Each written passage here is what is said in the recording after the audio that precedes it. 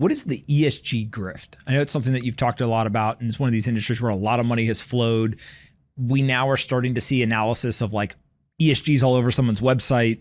The portfolio may not reflect the ESG, kind of talking that they're doing. We're now even seeing some people say, well, hold on a second. Some of the actions we're taking that are ESG friendly may actually be hurting certain countries or companies. Like, what is kind of your take on that whole world right now? Well, there's a lot to unpack there. And, but I mean, at a high level, one of the issue is there are a lot of subsidies at stake. And so the companies that have become really big are the ones that are best at hoovering up the subsidies. And they're not doing it by coloring within the lines. So for example, if you look at Sunrun, and this is, I think largely true of the other major residential solar companies, there are these investment tax credits that you get if you put a solar system on your roof. And the vast majority of Sunrun customers don't actually buy the systems outright from Sunrun. If they did, they would pay roughly $3 a watt for the system. But what they do instead is they enter into power purchase agreements with Sunrun. So Sunrun installs at its own cost, it installs the system on the roof, and basically you agree that you're going to buy power from it for 20 to 25 years. And so Sunrun then takes these power purchase agreements, and sometimes they're leases, but it's a similar concept. They then take these power purchase agreements and they stick them in an entity, and they, and basically each one of these power purchase agreements entitles somebody to have an investment tax credit. So Sunrun and the other solar companies lose money hand over fist. I mean, even their EBITDA is massively negative, which really takes a special type of business to do that consistently. But these are just cash incineration machines.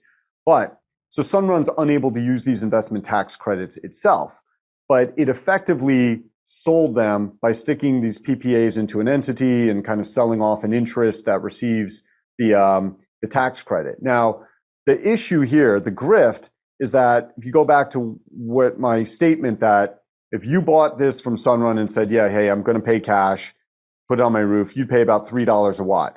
By the time Sunrun finishes all of these machinations and valuation games for the PPAs, because that's what it then gets the investment tax credit on, is the agreement, not the system. They go and they claim credits that are based on about $5 a watt. It's like, whoa, wait, how? Wait, like if the arm's length value is $3 a watt, how is it that just because you put a bunch of paper on it, you flip it into a different entity, it's $5 a watt? And we've gone into this in detail, but but I think the clearest, most abusive tactic that they use to juice the valuation is when they say, well, what's this power purchase agreement worth? They actually include the value of the anticipated tax credit in that. So they're like, oh, well, we're getting a tax credit of this, so that automatically like boosts the valuation of this by, 20, 25%.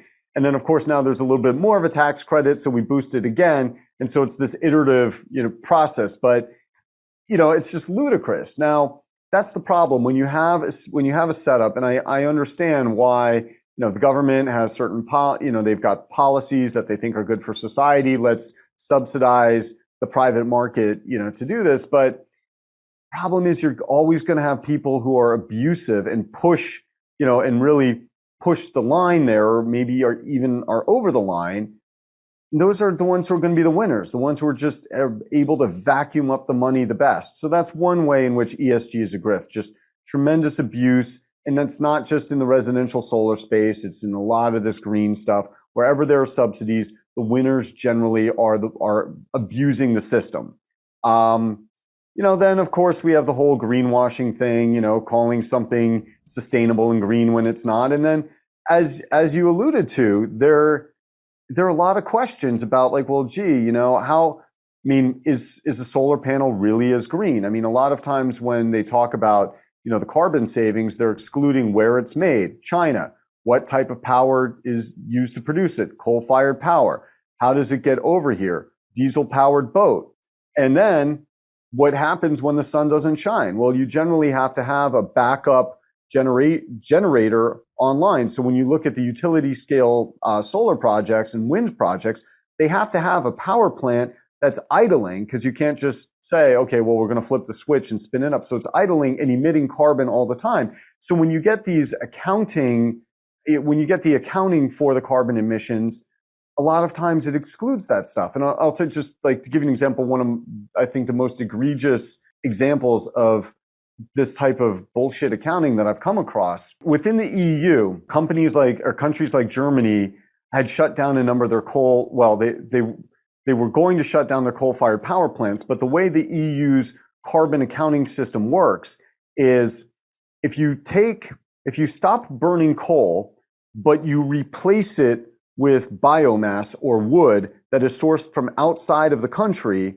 then you can use that in your coal-fired power plant. I guess there's not a lot of capex needed to change it over, and it won't count against the country's carbon emissions. But the reality is, if you're burning wood to get a unit of energy, you are releasing far more CO2 into the atmosphere than you would with coal alone. So they're basically saying, oh, look, we're reducing, our carbon emissions, we're on target to meet the EU's goal, but they're just burning a bunch of fucking trees to do that. So that's part of how the system is gamed, and part of why it's really, just top to bottom and, right to left. I think like ESG is largely a grift. And, bottom line is the one energy source that we always should have focused on was nuclear, but the Greens hated that.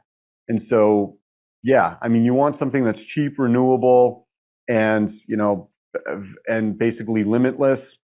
Yeah, nuclear.